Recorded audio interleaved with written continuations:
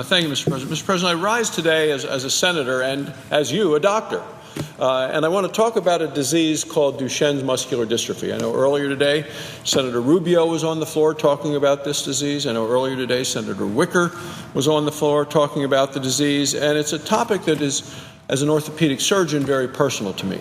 I was introduced to Duchenne's more than 30 years ago, and as an orthopedic surgery resident, worked at a muscle disease clinic with young people with muscle disease, and one of those muscle diseases is called Duchenne's.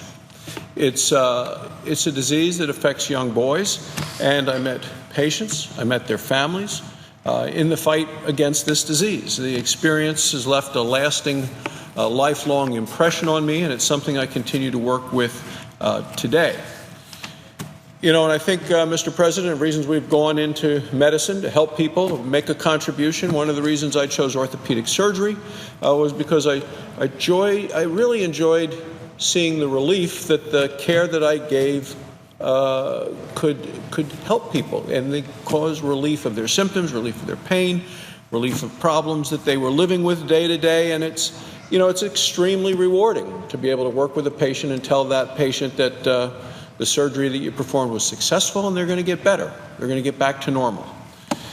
So, as a doctor, I was able to see patients go on to graduate from college, get married, to have children of their own. Was overseas visiting our troops, met a young man, a commander, a pretty big guy, and he told me I had taken care of his broken leg. And I looked at him and didn't really recognize him. I said, "When was that?" He said, "I was only 8 at the time." So, we take care of patients as we do, and you see people through their lives, and it's encouraging to see them go on and strive and get stronger and bigger and more productive. But for patients with Duchenne's muscular dystrophy, that kind of treatment doesn't exist. Doesn't exist today with the best breakthroughs of all the research. When I saw patients in the muscle disease clinic who suffered from the condition, I knew that day that I saw them, it was going to be their best day from there going forward. Many of them had brothers, because it's a disease that affects young men. It was a disease that there may have been coming in their family to children who had not yet been born. And in some families, there were several brothers in the line who had the disease, as one was diagnosed and another younger brother diagnosed a couple of years later with the same disease, because this does tend to run in families. So, that's the thing as a doctor. You want to see somebody get better and stronger every day. As a parent, you want to see your own child go from crawling to walking to running, getting stronger and bigger every day. But patients and families who live with this disease every day know too well the unrelenting force of Duchenne's muscular dystrophy. Because what it does, it causes degeneration of muscles and weakness. And the vast majority of people with this disease, as I say, are boys, and they're usually diagnosed between the ages of 3 and 5.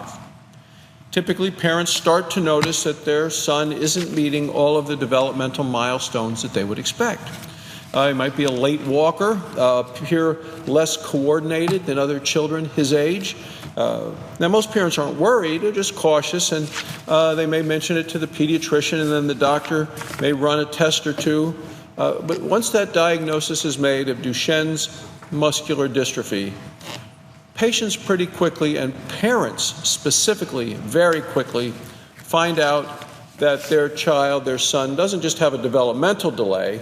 They learn that their son is typically going to lose the ability to walk by the time he's a teenager, graduate to a wheelchair, and then can make that young man prone to conditions like scoliosis, a curvature of the spine, often requiring surgery to correct it.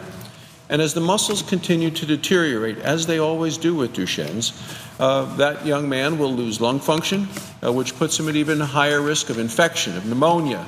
Eventually, he'll have to use a machine to help him breathe, to clear his lungs.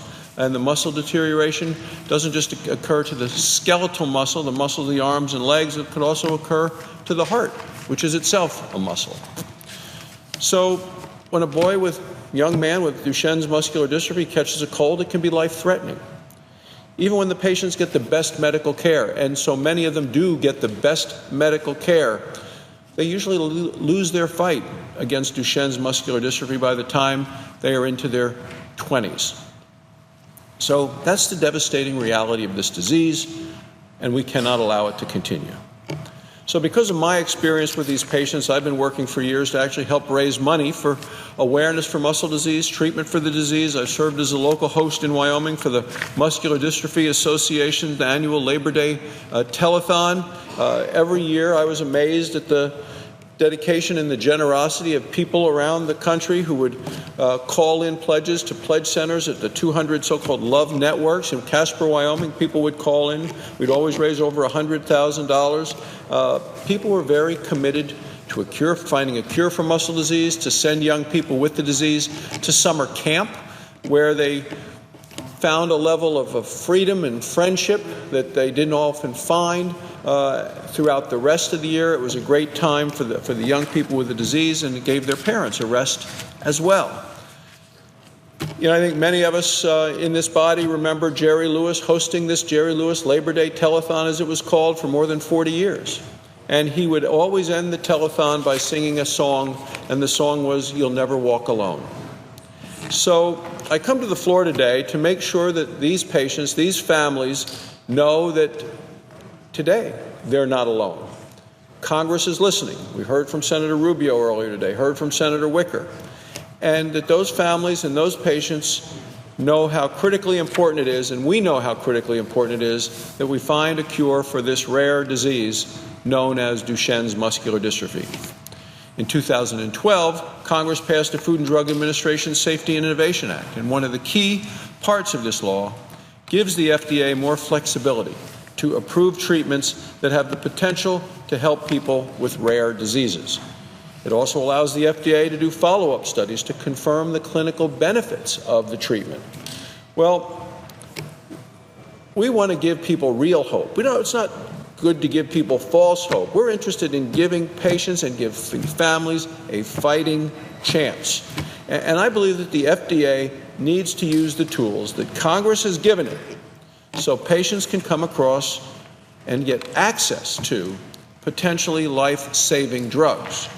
So a couple of weeks ago, I signed a letter that was written by Senators Wicker and Senator Klobuchar, a bipartisan letter. It called on the FDA to take full advantage of this accelerated approval authority. So we also asked the FDA to ensure that the perspective of patients is fully considered in this review process when it comes down to the regulations. More than 20 U.S. senators signed this letter because we know how important this issue is to patients as well as to their families. Well, last Friday, the Wall Street Journal ran an editorial called "The FDA versus Austin LeClaire." And this article talked about a young man named Austin LeClaire, 17, has Duchenne's muscular dystrophy. Now, so does his younger brother, Max. As we've talked, Mr. President, I mentioned that, this runs in families, and sometimes when a diagnosis of a son in the family, that there is a younger son who has not yet been diagnosed but likely will have the disease. Well, back in 2011, Max was able to get an experimental drug to treat his disease. Now, Austin was not eligible to get the same drug. Remember, Austin is the older brother. So today, Max is 14 and he's still able to walk. He can still play sports. He can still dress himself. And for most of us who've had healthy children, these are the things that people take for granted. So for a family where one of their sons has Duchenne's, this kind of small victory can seem like a miracle. Can't even imagine how hard it must be when a mother has 2 or 3 children, 2 or 3 sons with this disease. And especially when one of her children get access to an experimental drug and the other cannot. When the family looks at it, one son is being helped and the other isn't being helped because they can see the difference in their sons. So how would any of us here in the Senate react if we were in that same situation? How much heartbreak should one family have to bear? Those are the challenges for families who live with muscle disease every day. Well, the FDA, I believe, needs to work with patients like Austin and Max. We all know that this agency needs to make sure that treatments are safe and effective. That's not a question. We also know that people at the FDA are caring and careful professionals. Practice of medicine relies on hard science and on following data to understand and to treat illnesses. As a doctor, I know the practice of medicine requires an equal measure of compassion. I think that the FDA needs to take into account the unique needs of this patient population. We talk about double-blind studies where you give one patient a real treatment and one patient something else, like a sugar pill, something else that's not really the real treatment, the real medication.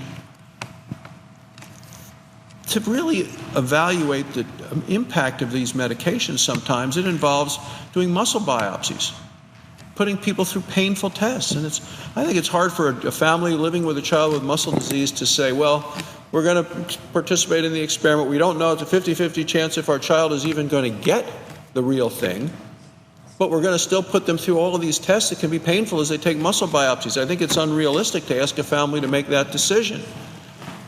I think we need to make sure that the FDA and the FDA needs to make sure in their compassion that they don't lose sight of these kids.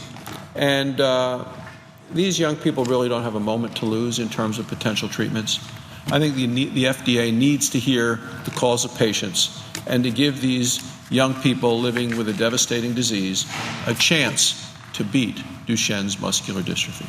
Thank you, Mr. President. I yield the floor.